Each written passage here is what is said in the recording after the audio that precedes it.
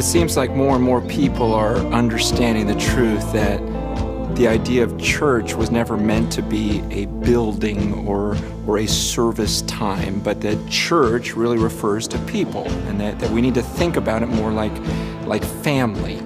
Your family is a family regardless of whether you meet in a home or regardless of whether you have a reunion.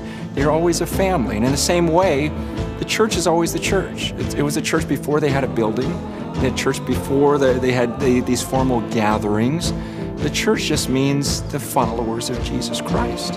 Now, while we may agree that the church is the followers of Jesus Christ, that doesn't mean we're all in agreement, because there's so much disagreement on what it means to be a follower of Jesus Christ. Just like we can distort the concept of fearing God, we can also distort the concept of following Jesus. And it's a pretty simple concept. I mean, Jesus says, "Follow me." And it's the first thing he said to his disciples, "Follow me, and I will make you fishers of men."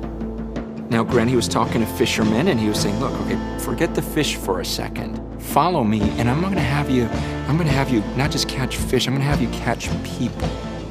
And it's the last thing that Jesus said to his disciples too. He says, you know what, now go and make disciples, go and make these other followers of me, and baptize them and teach them to obey everything I commanded you. So the first thing Jesus says to his disciples is, follow me, and I'll make you fishers of men. Last thing he says is, go and make these disciples, these people who follow me. And in between those two statements, he spent a lifetime of showing them what it means to follow God, showing them what it means to make disciples or to fish for men. It's this idea of we get more and more people to come under the authority of God, to actually submit to him and live the way that God wants us to. And so he tells his disciples, he goes, follow me, and I'm going to teach you how to do this. He spends his whole life doing it, then he goes, now go and do the same thing. Where it gets weird is that nowadays, there are millions of people on this earth who call themselves followers of Jesus, but their lives look nothing like his. And they're not obeying the things that he called them to do. And yet in their hearts, they're convinced they're followers.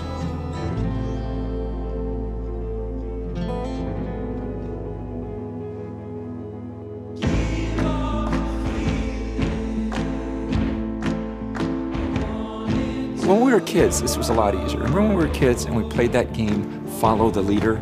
It's pretty easy, right? The leader pats his head, you pat your head, the leader pats his knee, you pat your knee, the leader flaps his wings. You just kind of follow and do whatever he does.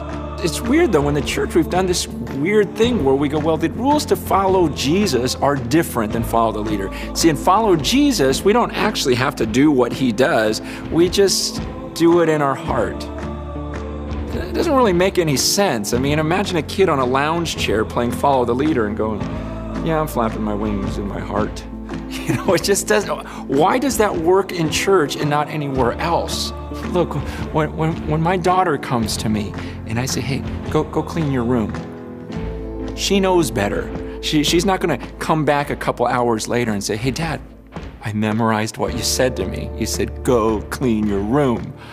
You know, what am I gonna say? Oh, good job, that's what I wanted. No, and she's not gonna come to me and say, Dad, I can say, go clean your room in Greek. Listen, that's not gonna fly. And what if she says, you know what? My friends and I, we're gonna gather together, and every week we're gonna have a study, and we're gonna figure out what it would look like if I cleaned my room. No, none of that's gonna fly. Just go and clean it. She knows that. So why do we think that this type of thinking or this type of talk is gonna work with Jesus? I mean, Jesus was as black and white as you get. He would look at people and he'd say, why do you call me Lord when you don't do what I say? He says that in Luke 6:46. Why do you call me Lord when you don't do what I ask you to do? I mean, why would you call someone your master and then not listen to him? And he says in Matthew 7:21, he goes, listen, not everyone who says to me, Lord, Lord, is going to enter the kingdom of heaven. It's only the one who actually does the will of my Father who is in heaven.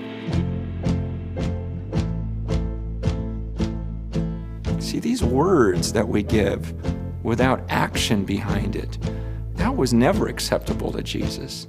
He says it's pretty simple. When I say follow me, you follow me, you do what I do.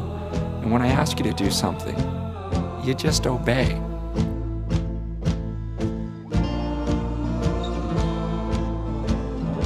One of the things